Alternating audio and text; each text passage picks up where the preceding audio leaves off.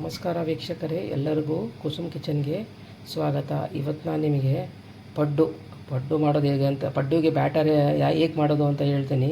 Usually ಎಲ್ಲರಿಗೂ ಪಡ್ಡು ಬರುತ್ತೆ, but ಬರಲ್ಲ ಅಂತಲ್ಲ, ನಾನು ಮಾಡ್ತಾಯಿದ್ದೆ. ಬಟ್ ತುಂಬ ಗಟ್ಟಿ ಬರೋದು. ನನ್ನ ಫ್ರೆಂಡ್ ಒಬ್ಬಳು ಲತಾ ಅಂತ ತುಂಬ ಚೆನ್ನಾಗಿ ಪಡ್ಡು ಮಾಡ್ತಿದ್ಲು. ಅವಳ ಹತ್ರ ನಾನು ರೆಸಿಪಿ ಕಲ್ತಿದ್ದೀನಿ. ಇದು ಹೇಗೆ ಮಾಡೋದು ಅಂತ ನಿಮ್ಗೆ ಹೇಳ್ತೀನಿ ನೋಡಿ. 2 ಗ್ಲಾಸ್ ಇದೆ, ಈ ಗ್ಲಾಸ್ ಇದೆ, ಇದೇ ಗ್ಲಾಸ್ಲಿ 2 ಗ್ಲಾಸ್ ಅಕ್ಕಿ ನೋಡಿ. 2 ಗ್ಲಾಸ್ ಅಕ್ಕಿ ತೊಗೊತಾ ಇದ್ದೀನಿ ನಾನು. 2 ಗ್ಲಾಸ್ ಅಕ್ಕಿ. ನಾವು ಯಾವ ಗ್ಲಾಸ್ಲೆ ಅಕ್ಕಿ ತೊಗೊಂಡಿರ್ತೀವಲ್ಲ, 2 ಗ್ಲಾಸ್ ಅಕ್ಕಿಗೆ ನಾವು 1 ಗ್ಲಾಸ್ ಉದ್ದಿನಬೇಳೆ, ಅದೇ ಗ್ಲಾಸ್ಲೆ 1 ಗ್ಲಾಸ್ ಫುಲ್ಲು ಉದ್ದಿನಬೇಳೆ ಹಾಕಬೇಕು. ಮತ್ತು ಅದಕ್ಕೆ 2 ಗ್ಲಾಸ್ ಅಕ್ಕಿಗೆ 1 ಗ್ಲಾಸ್ ಉದ್ದಿನಬೇಳೆ, ಅರ್ಧ ಗ್ಲಾಸು ಅವಲಕ್ಕಿ ಹಾಕಿ ಇದನ್ನು ನಾವು ಚೆನ್ನಾಗಿ ತೊಳೆದು ವಾಶ್ ಮಾಡಿ ಒಂದು 6 ಇಂದ 7 ಗಂಟೆ ಕಾಲ ನೆನೆಸ್ಬಿಡ್ಬೇಕು ಬೆಳಿಗ್ಗೆನೇ. ಮತ್ತು 4-5 ಗಂಟೆಗೆ ಇದನ್ನು ರುಬ್ಕೊಂಡ್ಬಿಡ್ಬೇಕು ನಾವು. ನಾನು 2 ಗ್ಲಾಸ್ ಅಕ್ಕಿ, ರೇಷನ್ ಅಕ್ಕಿ ತೊಗೊಂಡಿದ್ದೀನಿ. 2 ಗ್ಲಾಸ್ ರೇಷನ್ ಅಕ್ಕಿ, ಅದೇ ಅಳತೆಲೆ 1 ಗ್ಲಾಸ್ ಉದ್ದಿನಬೇಳೆ, ಅದೇ ಅಳತೆಲೆ ಒಂದು ಅರ್ಧ ಗ್ಲಾಸು ಅವಲಕ್ಕಿ ಹಾಕಿದ್ದೀನಿ. ಇದಕ್ಕೆ ನಾನು 1 ಸ್ಪೂನು ಕಡಲೆಬೇಳೆ ಹಾಕ್ತಾಯಿದ್ದೀನಿ, ಕಲರ್ ಬರುತ್ತೆ ಅಂತ. ಇದನ್ನು ಹಾಕಿ ನಾನು ಈಗ ಚೆನ್ನಾಗಿ ವಾಶ್ ಮಾಡಿ ನೆನಿಟ್ಬಿಡ್ತೀನಿ ಇದನ್ನು ಒಂದು 7 ಅವರ್ಸು. ನೋಡಿ, ನನಗೆ ಅದನ್ನೆಲ್ಲ ವಾಶ್ ಮಾಡಿ ನೀಟಾಗಿ ನೀರು ಹಾಕಿ ನೆನೆಯೋಕೆ ಇಟ್ಟಿದ್ದೀನಿ. 7 ಅವರ್ಸ್ ನೆನೆಸಿ, ಆಮೇಲೆ ಅದನ್ನು ಬೆಳಿಗ್ಗೆ ಜಲ್ದಿ ನೆನೆಸಿ 4-5 ಗಂಟೆಗೆ ರುಬ್ಬಿಟ್ಕೊಂಬಿಡಿ. ಇದಕ್ಕೆ ಮತ್ತು ರುಬ್ಬಿಟ್ಟು ಅದಕ್ಕೆ ಉಪ್ಪು ಹಾಕೋ ಅವಶ್ಯಕತೆ ಇಲ್ಲ, ಹಾಗೆ ಮುಚ್ಚಿಟ್ಬಿಡಿ. ಅದನ್ನು ಮುಚ್ಚಿಟ್ಟು ಮರುದಿವಸಕ್ಕೆ ನಾವು ಉಪ್ಪು ಹಾಕ್ಕೊಳಕ್ಕೆ ಬರುತ್ತೆ. ಇದೇ ರೀತಿ ಖಂಡಿತ ಟ್ರೈ ಮಾಡಿ ನೋಡಿ, ತುಂಬಾ ರುಚಿಯಾಗುತ್ತೆ. ಇದು ನನ್ನ ಫ್ರೆಂಡ್ ಹೇಳಿದ ರೆಸಿಪಿ, ಇದು ಅಳತೆ ಇದೇ ರೀತಿ ಟ್ರೈ ಮಾಡಿ ನೋಡಿ ಒಂದ್ಸರಿ. 7 ರಿಂದ 8 ತಾಸು ನೆನೆಸಿದ್ದೀನಿ ಚೆನ್ನಾಗಿ. ಇದನ್ನು ಈಗ ರುಬ್ಕೊಂಡ್ಬಿಡ್ತೀನಿ. ಪಡ್ಡಿಟ್ಟನಾಗ ರುಬ್ಬಿಟ್ಕೊಂಡು ಈಗ 5 ಗಂಟೆ ಸುಮಾರು ರುಬ್ಬಿದ್ದೀನಿ ನಾನು ಇದನ್ನು. ಈಗ ನೀವು 5 ಗಂಟೆಗೆ ರುಬ್ಬಿಟ್ಕೊಂಬಿಡಿ, ಚೆನ್ನಾಗಿ ಫರ್ಮೆಂಟ್ ಆಗುತ್ತೆ ಇದು. ಪಡ್ಡಿಟ್ಟನ್ನ ಗ್ರೈಂಡ್ ಮಾಡಿ ರಾತ್ರಿ 4-5 ಗಂಟೆಗೆ ಗ್ರೈಂಡ್ ಮಾಡಿಟ್ಟಿದ್ದೆ. ನೋಡಿ, ಈಗ ಬೆಳಿಗ್ಗೆ ನಾನು ಓಪನ್ ಮಾಡ್ತಾಯಿದ್ದೀನಿ. ನೋಡಿ, ನೀಟಾಗಿ ಫರ್ಮೆಂಟ್ ಆಗಿದೆ. ನೀವೇನು ಬಿಸಿಲಿದೆ ರಾತ್ರಿ ರುಬ್ಬಬೇಕಂತೇನಿಲ್ಲ, 4-5 ಗಂಟೆಗೆ ರುಬ್ಕೊಂಬಿಡಿ ಅದನ್ನು, ಅಂದರೆ ಪಡ್ಡು ಹಗುರಾಗಿ ಬರ್ತವೆ. ನೋಡಿ, ಇದೆಲ್ಲ ನೀಟಾಗಿ ಫರ್ಮೆಂಟ್ ಆಗಿದೆ. ನೋಡಿ, ನೀಟಾಗಿ ಫರ್ಮೆಂಟ್ ಆಗಿದೆ. ಇವಾಗ ನಾನು ಉಪ್ಪು ಮತ್ತು ಸೋಡಾ ಪುಡಿ ಹಾಕ್ತೀನಿ. ಫರ್ಮೆಂಟ್ ಆಗಿದೆ ಅಂತ ನೀವು ಪಡ್ಡಿಗೆ ಸೋಡಾ ಪುಡಿ ಹಾಕ್ಲಿಕ್ಕಂಗೆ ಇಟ್ಬೇಡಿ. ಅದು ಸೋಡಾ ಪುಡಿ ಹಾಕಿದರೆ ಅದು ಕ್ರಂಚಿನೆಸ್, ಟೇಸ್ಟೇ ಚೆನ್ನಾಗಿರುತ್ತೆ. ನಿಮಗಿನ್ನು ಬೇಡ ಸೋಡಾ ಅಂದರೆ ನೀವು ಬೇಕಾದ್ರೆ ಸ್ಕಿಪ್ ಮಾಡ್ಕೋಬೋದು. ಉಪ್ಪು ಹಾಕಿದ್ದೀನಿ, ಇದು ಕಲಿಸ್ತಾ ಇದ್ದೀನಿ. ಆದಷ್ಟು ಪಡ್ಡಿಟ್ಟು ತುಂಬಾ ಗಟ್ಟಿ ಇರೋದು ಬೇಡ, ಸ್ವಲ್ಪ ನೀರು ಮಾಡಿಕೊಂಡ್ರೆ ಚೆನ್ನಾಗಾಗುತ್ತೆ ಪಡ್ಡು. ನೋಡಿ, ನಾನು ಉಪ್ಪಾಗಿ ಕಲಿಸಿದ್ದೀನಿ. ಇದಕ್ಕೆ ಲಾಸ್ಟಿಗೆ ಸೋಡಾ ಪುಡಿ ಹಾಕ್ತಾಯಿದ್ದೀನಿ. ಸೋಡಾ ಪುಡಿ ಹಾಕಿ ಚೆನ್ನಾಗಾಗುತ್ತೆ, ತುಂಬಾ ಹಗುರಾಗಿ ಬರ್ತಾವೆ ಇವು ಫರ್ಮೆಂಟ್ ಆದರೆ ಕೂಡ. ನೋಡಿ, ನಾನು ಸೋಡಾ ಪುಡಿ ಹಾಕ್ತಾಯಿದ್ದೀನಿ, ಒಂದು ಅರ್ಧ ಸ್ಪೂನ್ ಸೋಡಾ ಪುಡಿ ಹಾಕ್ತಾಯಿದ್ದೀನಿ. ಸ್ವಲ್ಪ ಮೇಲೆ ನೀರು ಹಾಕ್ತೀನಿ, ಹಾಕಿ ಇದನ್ನು ಚೆನ್ನಾಗಿ ಮಿಕ್ಸ್ ಮಾಡ್ಕೊಂಡ್ಬಿಡ್ತೀನಿ.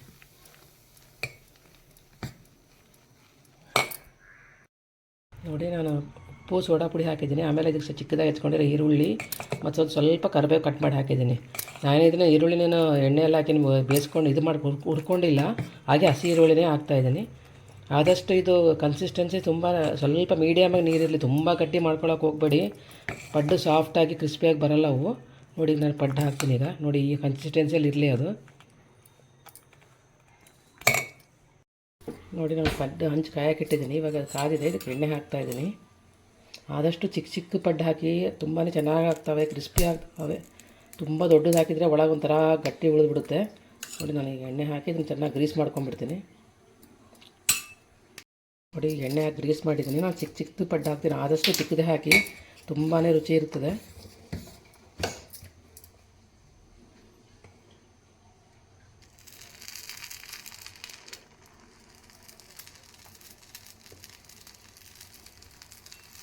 ಇದೇನು ಪಡ್ಡು ಹಾಕಿ ಮುಚ್ಚೋದು ಬೇಡ, ಏನೂ ಬೇಡ, ಹಂಗೆ ಓಪನಲ್ಲೇ ಅದು ಬೆನ್ಸ್ಕೊರಿ, ಏನು ಮುಚ್ಚಕ್ಕೆ ಹೋಗಬೇಡಿ.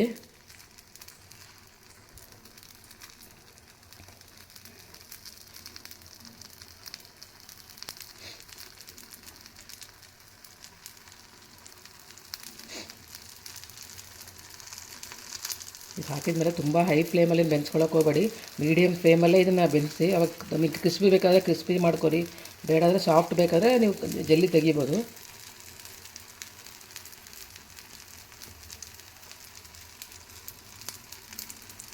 ನೋಡಿ, ಪಡ್ಡು ಹಾಕಿದ್ದೀನಿ. ಇದನ್ನು ಮುಚ್ಚಲ್ಲ ನಾನು, ಇದು ಹಿಂಗೆ ಬೇಯಿಸ್ಕೋತೀನಿ. ಇದನ್ನು ಸ್ವಲ್ಪ ಎಣ್ಣೆ ಹಾಕ್ತಾಯಿದ್ದೀನಿ. ಮೀಡಿಯಮ್ ಫ್ಲೇಮಲ್ಲಿ ಇದನ್ನು ನಾನು ಬೆರೆಸ್ತೀನಿ ಈಗ. ನೋಡಿ, ನಾನು ಪಡ್ಡು ಹಾಕಿ ಅದನ್ನು ಒಂದು 2 ನಿಮಿಷದ ಕಾಲ ಇದು ಮಾಡಿ, ನಾನು ಮುಚ್ಚಿಲ್ಲ ಇದಕ್ಕೆ, ಹಾಗೆ ಇದನ್ನು ನಾನು ಬೆನ್ನಿಸ್ತಾ ಇದ್ದೆ. ನಿಮ್ಗೆ ಎಷ್ಟು ಕ್ರಿಸ್ಪಿ ಬೇಕು ಅಷ್ಟು ನೋಡ್ಕೊಂಡು ಅದನ್ನು ಬೆನ್ಸ್ಕೊರಿ. ಆದಷ್ಟು ಮೀಡಿಯಮ್ ಫ್ಲೇಮಲ್ಲೇ ಮಾಡ್ಕೊರಿ, ತುಂಬ ಹಿಟ್ಕೊಳಕ್ಕೆ ಹೋಗ್ಬೇಡಿ. ಈಗ ನೋಡಿ ಆಗಿದೆ, ನಾನು ತೆಗಿತಾ ಇದ್ದೀನಿ. ನೋಡಿ ಎಷ್ಟು ಚೆನ್ನಾಗಿ ಕಲರ್ ಬಂದಿದೆ, ಕ್ರಿಸ್ಪಿ, ತುಂಬಾ ಬಾಯಲ್ಲಿ ತುಂಬಾ ರುಚಿಯಾಗಿರುತ್ತೆ. ಖಂಡಿತ ಇದೇ ರೀತಿ ಟ್ರೈ ಮಾಡಿ ನೋಡಿ. ನನಗೆ ಮೊದಲು ಪಡ್ಡು ಬರ್ತಾ ಇರಲಿಲ್ಲ, ತುಂಬ ಗಟ್ಟಿ ಗಟ್ಟಿ ಆಗೋದು. ನಮ್ಮ ಫ್ರೆಂಡ್ ಲತಾ ಅಂತಿದ್ದಾರೆ, ಅವ್ರು ತುಂಬ ಚೆನ್ನಾಗಿ ಅಡುಗೆ ಮಾಡ್ತಾರೆ. ಅವ್ರ ಹತ್ರ ನಾನು ಇದು ಕಲ್ತಿರೋದು.